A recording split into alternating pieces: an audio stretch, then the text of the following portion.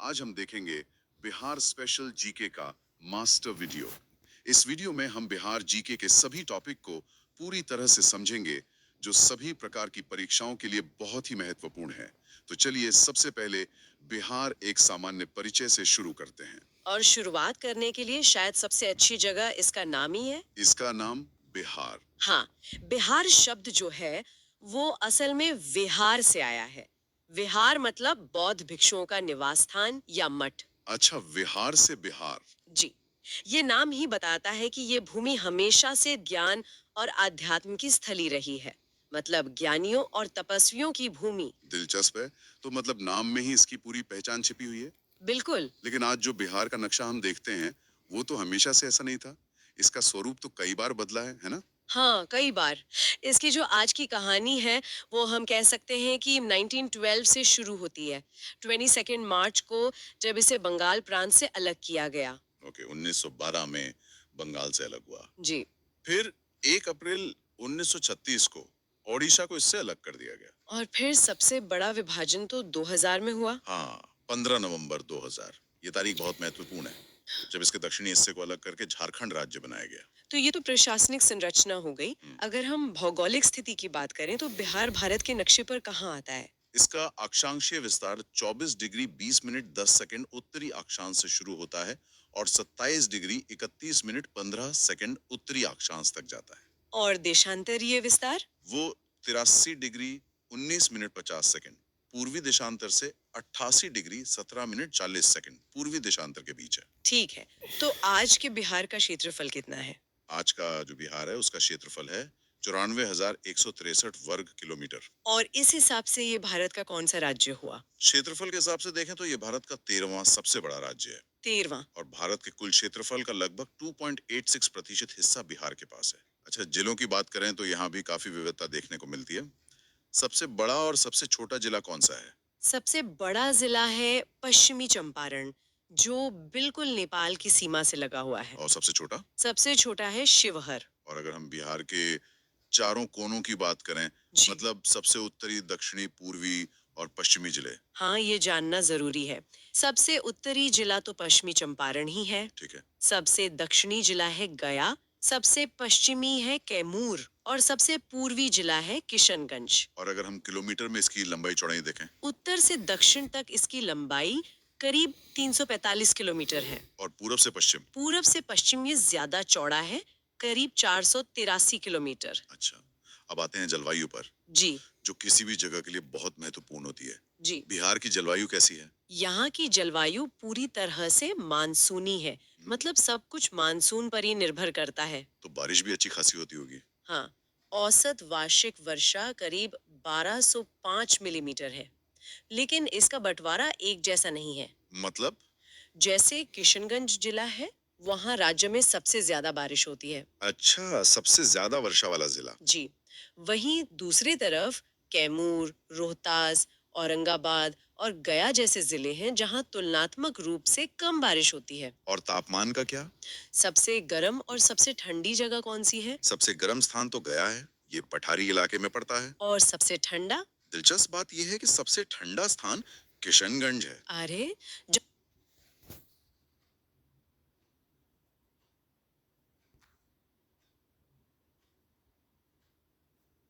जहाँ सबसे ज्यादा बारिश होती है वही सबसे ठंडा भी है। हाँ, ज्यादा बारिश और नमी की वजह से सर्दियों में यहाँ ठंडक भी ज्यादा महसूस होती है। ये तो वाकई दिलचस्प है। चलिए अब बात करते हैं यहाँ के लोगों की। 2011 की जनगणना के हिसाब से जनसंख्या के आंकड़े क्या कहते हैं? 2011 के अनुसार बिहार की कुल जनसंख्या लगभग 10.41 करोड़ थी। और जनसंख्या घनत्व, मैंने सुना है वो देश में सबसे ज्यादा है। बिल्कुल सही। जनसंख्या घनत्व 1106 व्यक्ति प्रति वर्ग किलोमीटर है, जो पूरे देश में पहले स्थान पर है। बाप रे, मतलब संसाधनों पर बहुत ज्यादा दबाव है। बहुत ज्यादा। और सबसे ज्यादा जनसंख्या वाला जिला है राजधानी पटना और सबसे कम जनसंख्या वाला है शेखपुरा। लिंगानुपात की क्या स्थिति है? लिंगानुपात 918 है। मतलब प्रति 1000 पुरुषों पर 918 महिलाएं। ठीक है। और एक बहुत महत्वपूर्ण पहलू, साक्षरता। इस मामले में बिहार कहाँ खड़ा है? देखिए, 2011 के आंकड़े बताते हैं कि ये एक बड़ी चुनौती है। कुल साक्षरता दर 61.8% थी, जो देश में सबसे कम है। और इसमें पुरुषों और महिलाओं के बीच भी काफी अंतर होगा। हाँ, काफी। पुरुष साक्षरता 71.2% थी, जबकि महिला साक्षरता सिर्फ 51.5%। ये आंकड़ा वाकई चिंताजनक है। खैर, आगे बढ़ते हैं भाषाओं पर। यहाँ कौन कौन सी भाषाएं और बोलियां प्रचलित हैं? आधिकारिक भाषाएं तो हिंदी और उर्दू हैं, जी। लेकिन बिहार की असली भाषाई आत्मा बसती है इसकी क्षेत्रीय भाषाओं में, जैसे मैथिली। ये सिर्फ एक बोली नहीं है, इसे संविधान की 8वीं अनुसूची में भी शामिल किया गया है। ये तो बहुत बड़ा सम्मान है। जी, इसके अलावा भोजपुरी, मगही, अंगिका और वंजिका जैसी बोलियां हैं जो बहुत बड़े क्षेत्र में बोली जाती हैं। अब आते हैं बिहार के राजकीय प्रतीकों पर। राजकीय पशु कौन है? राजकीय पशु है बैल, जो कृषि प्रधान अर्थव्यवस्था का प्रतीक है। और राजकीय पक्षी? वो है गौरैया। गौरैया। हाँ, जो इंसानी बस्तियों के आसपास रहती है। और राजकीय वृक्ष है पीपल, जो ज्ञान का प्रतीक है। और फूल? राजकीय फूल है गेंदा। बहुत बढ़िया। ये आपके फोन पर भगवान की रिंगटोन है। हाँ प्रदीप जी, जब भी कोई कॉल आता है। गेंदा। बहुत बढ़िया। चलिए अब बात करते हैं बिहार की जीवन रेखा, यानी यहाँ की नदियों की। बिहार में नदियों का जाल बिछा हुआ है, लेकिन सबसे मुख्य नदी है गंगा। गंगा तो बिहार को लगभग 20 से 2 हिस्सों में बांटती है ना? हाँ, बिल्कुल। उत्तरी बिहार और दक्षिणी बिहार, और दोनों हिस्सों की नदियों की प्रकृति भी बहुत अलग है। अच्छा, कैसे? उत्तरी बिहार की नदियां जैसे कोसी, गंडक, बूढ़ी गंडक, बागमती, ये सब हिमालय से निकलती हैं तो इनमें पानी ज्यादा होता होगा। हमेशा। और ये अपने साथ बहुत ज्यादा सिल्ट यानी गाद लाती हैं। कोसी नदी तो अपना रास्ता बदलने के लिए कुख्यात है। हाँ, इसीलिए उसे बिहार का शोक भी कहते हैं। जी, क्योंकि वो हर साल अप्रत्याशित बाढ़ लेकर आती है। तो फिर दक्षिणी बिहार की नदियां कैसी हैं? दक्षिणी बिहार की नदियां पठारी हैं, जैसे सोन, पुनपुन, फल्गु। ये ज्यादातर बरसाती होती हैं। अच्छा, मतलब गर्मियों में सूख जाती हैं। हाँ, ज्यादातर। फल्गु नदी तो गया में लेत के नीचे ही बहती है। अब आते हैं राष्ट्रीय उद्यानों और वन्य जीव अभयारण्यों पर। इस मामले में बिहार में सिर्फ एक ही राष्ट्रीय उद्यान है, सिर्फ एक? कौन सा? वाल्मीकि राष्ट्रीय उद्यान, जो पश्चिमी चंपारण जिले में है। और रामसर स्थल, मतलब अंतर्राष्ट्रीय महत्व की आर्द्रभूमियां। हाँ, ये बहुत महत्वपूर्ण है। बिहार का पहला रामसर स्थल है बेगूसराय में कांवर झील। कांवर झील। जी। और हाल ही में जमुई में नागी और नकटी पक्षी अभयारण्य को भी रामसर स्थल का दर्जा दिया गया है। ये तो करंट अफेयर्स के लिए भी जरूरी है। अच्छा, यूनेस्को विश्व धरोहर स्थलों की बात करें तो बिहार का योगदान तो बहुत बड़ा है। अद्वितीय है। यहाँ 2 यूनेस्को विश्व धरोहर स्थल है। कौन कौन से? पहला है बोधगया का महाबोधि मंदिर परिसर, जिसे 2002 में ये दर्जा मिला। जहाँ बुद्ध को ज्ञान प्राप्त हुआ था। बिल्कुल। और दूसरा है नालंदा महाविहार के पुरातात्विक अवशेष, एक समय में दुनिया का सबसे बड़ा ज्ञान का केंद्र। इसे 2016 में शामिल किया गया। नालंदा, अद्भुत। अब कला की बात करते हैं। मधुबनी पेंटिंग का नाम तो पूरी दुनिया में है। हाँ, मधुबनी पेंटिंग, या जिसे मिथिला पेंटिंग भी कहते हैं, ये मुख्य रूप से मधुबनी, दरभंगा और आसपास के क्षेत्रों में प्रचलित है और पूरी दुनिया में बिहार की पहचान बन चुकी है। और एक टिकुली कला का भी जिक्र आता है। जी, वो पटना क्षेत्र में प्रचलित है। अब बात करते हैं उन उत्पादों की जिन्होंने बिहार को एक खास पहचान दी है। मैं जीआई टैग की बात कर रहा हूँ। जी, जीआई यानी ज्योग्राफिकल इंडिकेशन टैग। ये किसी उत्पाद की गुणवत्ता और उसके खास भौगोलिक उद्गम की गारंटी देता है। तो बिहार के किन किन खादानों को ये टैग मिला है? लिस्ट काफी लंबी है। कृषि उत्पादों में मुजफ्फरपुर की शाही लीची, भागलपुर का जरदालू आम, कतरनी चावल और मगही पान तो बहुत प्रसिद्ध है। और हाल ही में कुछ और भी जुड़े हैं। हाँ, मिथिला मखाना और पश्चिमी चंपारण के मरचा धान को भी जीआई टैग मिला है। वाह। और हस्तशिल्प में? हस्तशिल्प में मधुबनी पेंटिंग तो है ही, साथ में सूजनी कढ़ाई, सिक्की घास के उत्पाद और भागलपुरी सिल्क को भी ये टैग मिला है। खाने की भी कोई चीज है? हाँ, सिलाव का खाजा एक खास तरह की मिठाई है। जब खाने की बात छिड़ी गई है तो बिहार के लोकप्रिय भोजन का जिक्र तो बनता है। लिट्टी चोखा तो अब नेशनल फूड बन चुका है। लिट्टी चोखा तो है ही, लेकिन उसके अलावा भी बहुत कुछ है। दही चूरा है, खिचड़ी है, सत्तू का शरबत है, चंपारण मीट का भी बहुत नाम सुना है। हाँ, चंपारण मीट अपने बनाने के खास तरीके के लिए बहुत मशहूर हो गया है। और मीठे में मालपुआ, ठेकुआ, पिड़कियाँ छठ पर्व की तो ये पहचान है। गया का तिलकुट भी बहुत प्रसिद्ध है। जी, और मखाने की खीर भी। हर व्यंजन के पीछे एक कहानी, एक परंपरा जुड़ी है। तो हमने बिहार के नामकरण से लेकर उसके स्वाद तक का एक सफर तय किया। अगला टॉपिक देखते हैं, बिहार का जिला दर्शन और उसके सीमावर्ती क्षेत्र। बिल्कुल। तो बिहार की प्रशासनिक बनावट से शुरू करते हैं। हाँ बताइए, कुल कितने जिले हैं? बिहार में कुल 38 जिले हैं और इन्हें 9 प्रमंडलों मतलब कमिश्नरी में बांटा गया है। 38 जिले और 9 प्रमंडल। और अगर हम इससे भी निचले स्तर पर जाएं तो आंकड़े और भी बड़े हो जाते हैं। बिहार में 101 सब डिवीजन है। 101। जी।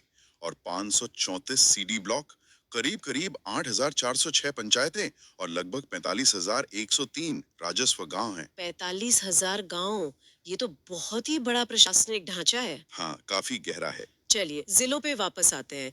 एक बहुत ही दिलचस्प बात है और जहां अक्सर लोग गलती कर जाते हैं, वो है जिलों के मुख्यालय। हाँ, ये बहुत जरूरी पॉइंट है। कुछ जिलों के नाम और उनके मुख्यालयों के नाम अलग अलग हैं। तो कौन कौन से हैं ऐसे जिले? देखिए, सबसे पहले तो कैमूर। कैमूर जिले का मुख्यालय भभुआ शहर में है। कैमूर का भभुआ, ठीक है। फिर है रोहतास, जिसका मुख्यालय है सासाराम में। अच्छा, सासाराम। जी। इसी तरह भोजपुर का मुख्यालय आरा में है। और सारण का छपरा है ना? बिल्कुल सही, सारण का छपरा। और पूर्वी चंपारण का मुख्यालय है मोतिहारी। और पश्चिमी चंपारण का? पश्चिमी चंपारण का बेतिया। एक और है शायद, वैशाली। हाँ, वैशाली। इसका जिला मुख्यालय हाजीपुर में है। तो ये कुल 7 जिले हैं जिन्हें याद रखना बहुत जरूरी है। ठीक है। अब इन 38 जिलों को जो 9 प्रमंडलों में बांटा गया है, उस व्यवस्था को समझते हैं। जरूर। हर प्रमंडल में जिलों की संख्या अलग अलग है। सबसे बड़े कौन से हैं? 3 प्रमंडल सबसे बड़े हैं जिनमें 6-6 जिले हैं। पहला है पटना प्रमंडल। राजधानी वाला। जी। इसमें पटना, नालंदा, भोजपुर, बक्सर, रोहतास और कैमूर शामिल है। और दूसरा? दूसरा है तिरहुत प्रमंडल। इसमें भी 6 जिले हैं। मुजफ्फरपुर, पूर्वी चंपारण, पश्चिमी चंपारण, सीतामढ़ी, शिवहर और वैशाली। और तीसरा? तीसरा बड़ा प्रमंडल है मुंगेर। इसमें भी 6 जिले हैं। मुंगेर, लखीसराय, शेखपुरा, जमुई, खगड़िया और बेगूसराय। तो पटना, तिरहुत और मुंगेर, तीनों में 6-6 जिले। इसके बाद आता है मगध प्रमंडल, जिसमें 5 जिले हैं। गया, नवादा, औरंगाबाद, जहानाबाद और अरवल। और फिर 4 जिलों वाला? हाँ, वो है पूर्णिया प्रमंडल। इसमें पूर्णिया, कटिहार, अररिया और किशनगंज आते हैं। ठीक है। अब बचे 3 जिलों वाले प्रमंडल। जी। ऐसे 3 प्रमंडल हैं। सारण प्रमंडल, जिसमें सारण, सिवान और गोपालगंज हैं। फिर दरभंगा प्रमंडल। इसमें दरभंगा, मधुबनी और समस्तीपुर। और तीसरा? और तीसरा है कोसी प्रमंडल। कोसी में कौन कौन से? सहरसा, सुपौल और मधेपुरा। तो फिर सबसे छोटा कौन सा हुआ? सबसे छोटा है भागलपुर प्रमंडल। इसमें सिर्फ 2 जिले हैं, भागलपुर और बांका। अच्छा, तो न्यूनतम 2 और अधिकतम 6 जिले हैं एक प्रमंडल में। बिल्कुल। ये तो हो गई बिहार की अंदरूनी बनावट। अब जरा बिहार के नक्शे के चारों कोनों पर चलते हैं। हाँ, चलिए। सबसे उत्तर में कौन सा जिला है?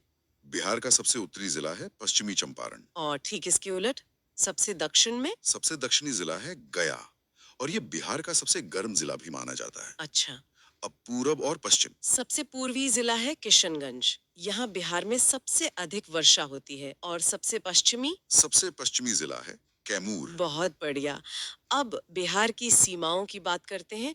ये तो एक लैंडलॉक्ड राज्य है ना? जी, इसकी कोई समुद्री सीमा नहीं है। इसके उत्तर में नेपाल है। एक अंतर्राष्ट्रीय सीमा। हाँ। दक्षिण में झारखंड, पूर्व में पश्चिम बंगाल और पश्चिम में उत्तर प्रदेश। तो दक्षिण से शुरू करते हैं। झारखंड से कौन कौन से जिले लगते हैं? झारखंड के साथ बिहार के 8 जिले सीमा साझा करते 8 हैं। जिले। कौन कौन से? अगर हम पश्चिम से पूर्व की ओर देखें तो ये हैं रोहतास, औरंगाबाद, गया, नवादा, जमुई, बांका, भागलपुर और कटिहार। ठीक है। और पश्चिम में उत्तर प्रदेश के साथ? उत्तर प्रदेश से भी 8 जिले ही लगते हैं। अच्छा, यहाँ भी 8? जी। दक्षिण से उत्तर की ओर देखें तो ये जिले हैं रोहतास, कैमूर, बक्सर, भोजपुर। 1 मिनट, रोहतास का नाम फिर से आया। बहुत अच्छा पॉइंट पकड़ा आपने। रोहतास झारखंड और उत्तर प्रदेश दोनों से सटा हुआ है। हाँ। तो सूची पूरी करते हैं।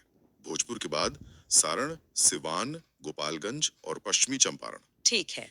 अब पूरब की ओर पश्चिम बंगाल के साथ तो सीमा छोटी लगती है। हाँ, पश्चिम बंगाल से केवल 3 ही जिले सीमा साझा करते हैं। कौन से तीन है ये? कटिहार, पूर्णिया और किशनगंज। और अब सबसे महत्वपूर्ण अंतर्राष्ट्रीय सीमा नेपाल के साथ। नेपाल के साथ बिहार की एक लंबी सीमा है और इससे 7 जिले जुड़ते हैं। 7 जिले। हाँ, पश्चिम से पूर्व की ओर इनका क्रम है पश्चिमी चंपारण, पूर्वी चंपारण, सीतामढ़ी, मधुबनी, सुपौल, अरेरिया और किशनगंज। यहाँ पर कोई ऐसा जिला है जिसके बारे में अक्सर कंफ्यूजन होता है? हाँ, एक है शिवहर जिला।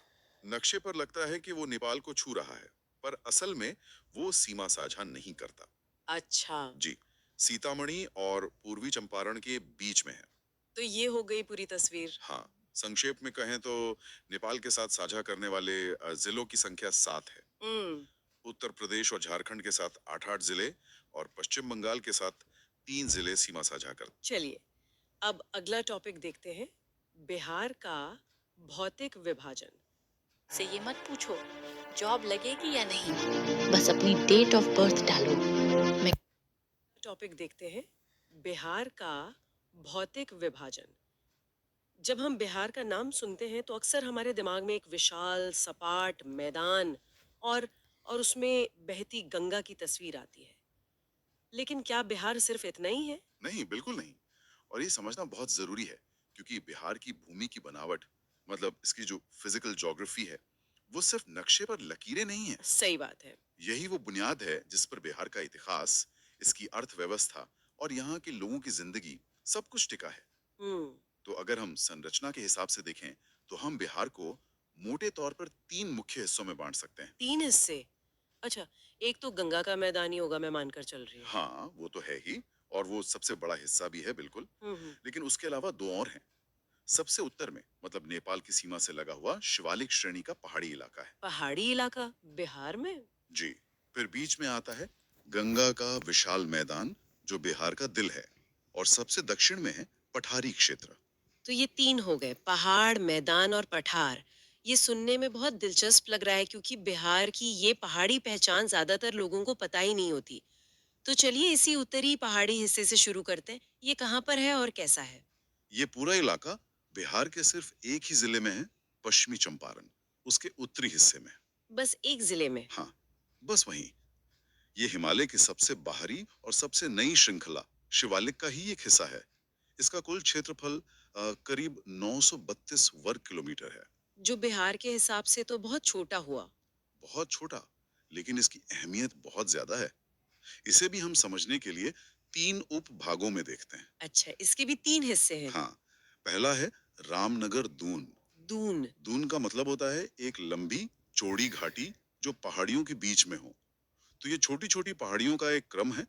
इसकी सबसे ज्यादा ऊंचाई भी सिर्फ 240 मीटर के आसपास है। तो ये एक तरह से तराई का इलाका हुआ, हल्की फुल्की पहाड़ियों वाला। बिल्कुल। लेकिन दूसरा भाग, जिसके बारे में शायद आपने सुना हो, वो काफी अलग है। सोमेश्वर श्रेणी की बात कर रहे हैं आप? आपने सही पकड़ा। दूसरा और सबसे महत्वपूर्ण भाग है सोमेश्वर श्रेणी। इसका फैलाव भले ही सिर्फ 75 वर्ग किलोमीटर में है, लेकिन यही वो जगह है जो बिहार को उसकी सबसे ऊंची चोटी देती है। अच्छा। सोमेश्वर किले के पास इसकी ऊंचाई 880 मीटर तक पहुंच जाती है। और यही यही बिहार का सर्वोच्च स्थान है? 880 मीटर। ये तो बिहार की उस सपाट छनुत को पूरी तरह से तोड़ देता है। बिल्कुल। और इसका सिर्फ भौगोलिक ही नहीं, सामरिक महत्व भी है। वो कैसे? इस श्रेणी का जो ऊपरी हिस्सा है ना, वो भारत और नेपाल के बीच एक प्राकृतिक सीमा बनाता है। एक नेचुरल बॉर्डर। जी। और क्योंकि ये पहाड़ बहुत पुराने नहीं है, चट्टाने नरम है, तो नदियों ने इन्हें काट कर कई दर्रे मतलब पासेस बना दिए हैं। जैसे? जैसे सोमेश्वर दर्रा है, भिकना थोड़ी है, मारवा दर्रा है। तो ये दर्रे एक तरह से पहाड़ों के बीच बने हुए हाईवे हो गए। बिल्कुल सही कहा आपने। सदियों से ये दर्रे भारत और नेपाल के बीच आने जाने व्यापार का रास्ता रहे हैं। और तीसरा उपभाग, हमने 2 की बात की, रामनगर दून और सोमेश्वर श्रेणी। इन दोनों के बीच में है दून घाटी, ओके। जिसे स्थानीय तौर पर हरहा घाटी भी कहते हैं। ये करीब 24 किलोमीटर लंबी घाटी है, जिसे हरहा नदी ने बनाया है। तो एक तरफ निचली पहाड़ियाँ, दूसरी तरफ ऊंची श्रेणी और बीच में ये घाटी। बिल्कुल, एक खूबसूरत तस्वीर बनती है। तो ये तो हुई बिहार की वो छोटी सी पहाड़ी सीमा। लेकिन जैसे ही हम इन पहाड़ियों से नीचे उतरते हैं, हम बिहार के असली दिल में दाखिल होते हैं। वो विशाल मैदान जिसने न सिर्फ इस राज्य का लगभग 96% हिस्सा घेरा है, बल्कि इसकी किस्मत भी लिखी है। बिल्कुल। बिहार के कुल क्षेत्रफल का लगभग 96.27% हिस्सा मैदानी है। इसलिए तो बिहार की पहचान ही एक मैदानी राज्य के तौर पर है। हम्म। इस मैदान को गंगा और उसकी सैकड़ों सहायक नदियों ने लाखों सालों में अपनी लाई हुई मिट्टी, जिसे हम अवसाद कहते हैं, उससे बनाया है। और ये प्रक्रिया आज भी चल रही है ना? हाँ, ये रुकी नहीं है। हर साल बाढ़ के साथ नदियां नई मिट्टी लाकर बिछाती हैं। और इसी मैदान की एक खासियत है, जो इसके लिए वरदान भी है और कह सकते हैं अभिशाप भी। और वो है इसकी ढाल। आपने सबसे अहम बात पकड़ ली। इस पूरे मैदान की ढाल बहुत ही कम है। औसतन सिर्फ 6 सेंटीमीटर प्रति किलोमीटर। 1 मिनट, बस 6 सेंटीमीटर? जी, 1 किलोमीटर में? इसका मतलब है कि अगर हम 1 किलोमीटर आगे जाएं, तो जमीन सिर्फ मतलब उंगलियां जितनी ही नीचे जाएगी। एकदम। ये तो लगभग सपाट ही हुआ। और इसीलिए बाढ़ आती है। यही वजह है, जब मानसून में नदियों में नेपाल और तिब्बत से भारी मात्रा में पानी आता है, तो इतनी कम ढाल की वजह से वो तेजी से बहकर निकल नहीं पाता। नतीजा ये होता है कि पानी किनारों को तोड़कर दूर दूर तक फैल जाता है। और इस विशाल मैदान के ठीक बीच से गंगा नदी बहती है, जो इसे दो हिस्सों में बांटती है। हाँ, उत्तरी बिहार का मैदान और दक्षिणी बिहार का मैदान। और ये सिर्फ भौगोलिक बंटवारा नहीं है। मतलब? इन दोनों मैदानों का चरित्र, इनकी प्रकृति भी एक दूसरे से काफी अलग है। तो पहले उत्तरी मैदान की बात करते हैं। इसका चरित्र कैसा है? उत्तरी मैदान का क्षेत्रफल करीब 56,980 वर्ग किलोमीटर है। इसकी ढाल उत्तर पश्चिम से दक्षिण पूर्व की ओर है। इस मैदान को बनाने का श्रेय गंगा की उत्तरी सहायक नदियों को जाता है। जैसे घाघरा, गंडक। घाघरा, गंडक, बूढ़ी गंडक, बागमती, कोसी और महानंदा, ये सारी नदियां हिमालय से निकलती हैं। तो अपने साथ बहुत सारा पानी और गाद लाती होंगी। बिल्कुल। और इन नदियों की वजह से यहाँ दोआब भी बहुत बनते हैं, है ना? हाँ, दोआब यानी दो नदियों के बीच का उपजाऊ क्षेत्र। जी। यहाँ घाघरा गंडक दोआब है, गंडक कोसी दोआब है, और कोसी महानंदा दोआब। गंडक और कोसी के बीच का जो इलाका है, उसे हम मिथिला क्षेत्र के नाम से भी जानते हैं। और जैसे कोसी का नाम आता है, एक ही बात याद आती है, बिहार का शोक। हम्म। इसे ये नाम क्यों मिला? ऐसा क्या करती है ये नदी? कोसी की सबसे बड़ी दिक्कत यह है कि वो बहुत अनुशासनहीन नदी है। अनुशासनहीन? हाँ, मतलब वो अपना रास्ता बदलने के लिए कुख्यात है। हिमालय की ऊंचाई से जब वो मैदान में उतरती है, तो अपने साथ इतना ज्यादा मलबा लाती है कि उसका अपना ही रास्ता बंद हो जाता है। ओ, अच्छा, तो फिर पानी कहीं और से रास्ता बनाता है। हाँ, फिर पानी रास्ता बदलने पर मजबूर हो जाता है। लगभग हर साल एक नया रास्ता खोज लेता है। नतीजा ये होता है कि जिन इलाकों में लोगों ने कभी बाढ़ नहीं देखी होती, वहाँ अचानक सब कुछ डूब जाता है। ओह, इसी अप्रत्याशित स्वभाव के कारण इसे बिहार का शोक कहते हैं। बिल्कुल। ये तो हुई उत्तरी मैदान की कहानी। अब गंगा के पार चलते हैं दक्षिणी मैदान की तरफ। हम्म। उसे मगध का मैदान भी कहते हैं ना? हम्म। वो उत्तरी मैदान से कैसे अलग है? दक्षिणी मैदान का क्षेत्रफल लगभग 33,670 वर्ग किलोमीटर है, और इसे बनाने वाली नदियां पठारी भारत से निकलती हैं, जैसे सोन, पुनपुन, फल्गु। तो इनमें उतना पानी और गाद नहीं होता होगा जितना हिमालय की नदियों में होता है। सही कहा। इसलिए यहाँ बाढ़ की वैसी विभीषिका नहीं है जैसी उत्तर में है। लेकिन यहाँ की एक अपनी अनोखी भौगोलिक पहचान है। और वो क्या है? यहाँ गंगा के दक्षिणी तट के समानांतर पटना से लखीसराय तक जमीन थोड़ी नीची है, एक गर्त जैसी है। अच्छा। बारिश के मौसम में इस पूरे इलाके में पानी जमा हो जाता है, और ये एक विशाल जलमग्न क्षेत्र में बदल जाता है। इन क्षेत्रों को स्थानीय भाषा में ताल कहते हैं। 1 मिनट, मतलब बारिश के मौसम में जमीन का एक बहुत बड़ा हिस्सा पानी में डूब जाता है। ये तो एक समस्या लगती है। हाँ, देखने में तो लगती है, लेकिन ये बहुत दिलचस्प है। जब बारिश का मौसम खत्म होता है, तो ये पानी धीरे धीरे सूख जाता है, पर अपने पीछे ये उपजाऊ मिट्टी की एक मोटी परत छोड़ जाता है। ओह, तो ये जमीन बाद में खेती के काम आती होगी। ये जमीन रबी फसलों, खासकर दालों और गेहूं के लिए सोने जैसी होती है। मतलब जो बारिश में एक समस्या जैसा दिखता है, वही बाद में वरदान बन जाता है। बिल्कुल। बढ़िया ताल, मुकामा ताल, फतुहा ताल, ये सब इसी के बेहतरीन उदाहरण हैं। अद्भुत। प्रकृति के साथ तालमेल बिठाकर जीने का एक बेहतरीन उदाहरण है ये। तो इन मैदानों से अब हम अपने सफर के तीसरे और आखिरी हिस्से की ओर बढ़ते हैं, दक्षिणी पठारी क्षेत्र। हाँ, जैसे ही हम दक्षिणी मैदान के और दक्षिण में जाते हैं, जमीन धीरे धीरे ऊपर उठने लगती है और हम बिहार के सबसे पुराने भूभाग में पहुंच जाते हैं। ये क्षेत्र असल में झारखंड के छोटा नागपुर पठार का ही उत्तरी विस्तार है। अच्छा, तो जब बिहार झारखंड का बंटवारा हुआ तो पठार का ज्यादातर हिस्सा झारखंड में चला गया, लेकिन उसका उत्तरी किनारा बिहार में रह गया। और ये पट्टी कहाँ से कहाँ तक फैली हुई है? ये पश्चिम में कैमूर जिले से शुरू होकर पूर्व में बांका तक एक संकरी पट्टी के रूप में फैली है। यहाँ की चट्टानें बहुत पुरानी और कठोर हैं, ग्रेनाइट, नीस, शिस्ट जैसी। हम्म, इस पठारी क्षेत्र को भी हम 4 प्रमुख भागों में देख सकते हैं। इसका पहला भाग कौन सा है? सबसे पश्चिम में है कैमूर का पठार, जो रोहतास और कैमूर जिलों में है। ये असल में विंध्य पर्वत श्रृंखला का ही पूर्वी हिस्सा है। अच्छा, ये विंध्य का ही एक्सटेंशन है। जी, ये बलुआ पत्थर की चट्टानों के लिए जाना जाता है और यहाँ बिहार के कुछ सबसे खूबसूरत झरने और गुफाएं मिलती हैं। और कैमूर से पूर्व की ओर बढ़ने पर तब हम गया के पहाड़ी क्षेत्र में पहुंचते हैं। यहाँ कोई एक बड़ी श्रृंखला नहीं है, बल्कि गया शहर के आसपास कई अकेली गुमटी के आकार की पहाड़ियां हैं। जिनकी धार्मिक अहमियत बहुत है। बिल्कुल, भौगोलिक से ज्यादा धार्मिक और सांस्कृतिक है। आप प्रेतशिला, रामशिला, ब्रह्मयोनी जैसी पहाड़ियां और बराबर की पहाड़ियां, जहां भारत की सबसे पुरानी मानव निर्मित गुफाएं हैं, वो मौर्य काल की विरासत है। और इसके बाद तो राजगीर आता है, जो शायद बिहार का सबसे प्रसिद्ध पहाड़ी इलाका है। बिल्कुल। ये है चिंकी और ये है मिंकी। पूरे दिन की मेहनत के बाद भी चिंकी राइम्स की एक भी लाइन नहीं बोल पाती, वहीं मिंकी को कुछ ही मिनट्स में ही राइम्स पूरी याद रह जाती है। सिद्ध पहाड़ी इलाका है। बिल्कुल।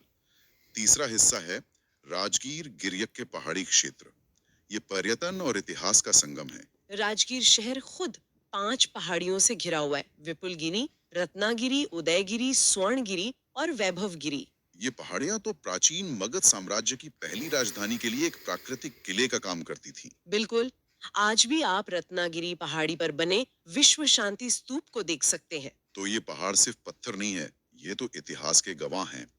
और सबसे पूर्वी हिस्सा कौन सा है? चौथा और अंतिम भाग है नवादा, क्यूल और बांका का पहाड़ी क्षेत्र। इसमें जमुई और मुंगेर में फैली खड़गपुर की पहाड़ियां शामिल हैं। इसके अलावा शेखपुरा, बिहार शरीफ और जमालपुर की छोटी छोटी पहाड़ियां और बांका की मंदार पहाड़ी भी इसी क्षेत्र का हिस्सा हैं। ये सब मिलकर बिहार की दक्षिणी सीमा बनाते हैं। अब अगला टॉपिक देखते हैं, बिहार की जलवायु। बिल्कुल, और बिहार की जलवायु को समझना मतलब एक तरह से वहाँ की पूरी जिंदगी, वहाँ की खेती बाड़ी, अर्थव्यवस्था, सब कुछ समझना है। हाँ, और अक्सर लोग क्लाइमेट यानी जलवायु और वेदर यानी मौसम, इन दोनों को एक ही समझ लेते हैं, सही बात है। जबकि इनमें एक बहुत ही बुनियादी फर्क है। हाँ, मौसम तो मतलब आज का दिन कैसा है या ये हफ्ता, धूप है, बारिश है। हाँ, बहुत शॉर्ट टर्म होता है। लेकिन जलवायु एक लंबी कहानी है। समझिए 30-40 साल का औसत पैटर्न। अच्छा, तो बिहार की जलवायु के लिए जो एक टेक्निकल टर्म इस्तेमाल होता है, वो है संशोधित उपोष्ण कटिबंधीय मानसूनी जलवायु। हाँ, सुनने में थोड़ा भारी भरकम है। थोड़ा नहीं, काफी ज्यादा। चलिए इसे ही तोड़ते हैं। मानसूनी तो साफ है। हाँ, कि मॉनसून का जबरदस्त असर है। अब आते हैं उपोष्ण कटिबंधीय या सब ट्रॉपिकल पर। देखिए, हमारी धरती पर कर्क रेखा एक बहुत जरूरी लाइन है। बिहार की जो लोकेशन है, वो इस रेखा के ठीक उत्तर में है। अच्छा, तो जो इलाके इसके दक्षिण में है, वो ट्रॉपिकल हो गए। बिल्कुल, जहाँ साल भर जबरदस्त गर्मी और नमी रहती है। बिहार चूंकि उसके ठीक ऊपर है, तो यहाँ गर्मी तो है, पर मौसम भी बदलते हैं, सर्दियाँ भी आती हैं, इसीलिए ये उपोष्ण कटिबंधीय है। और ये संशोधित या मॉडिफाइड शब्द क्यों? ये सबसे जरूरी लगता है। ये सबसे जरूरी है। ये बताता है कि बिहार की जलवायु को 2 विशाल ताकतें मिलकर बना रही हैं, उसे मॉडिफाई कर रही हैं। कौन सी 2 ताकतें? उत्तर में खड़ा हिमालय और पूर्व में मौजूद बंगाल की खाड़ी। असल में बिहार की पूरी जलवायु इन दोनों के बीच एक रस्साकशी का खेल है। ये बहुत दिलचस्प है। तो इस रस्साकशी का असर जमीन पर कैसे दिखता है? मतलब क्या पूरे बिहार में एक जैसा ही मौसम रहता है? नहीं।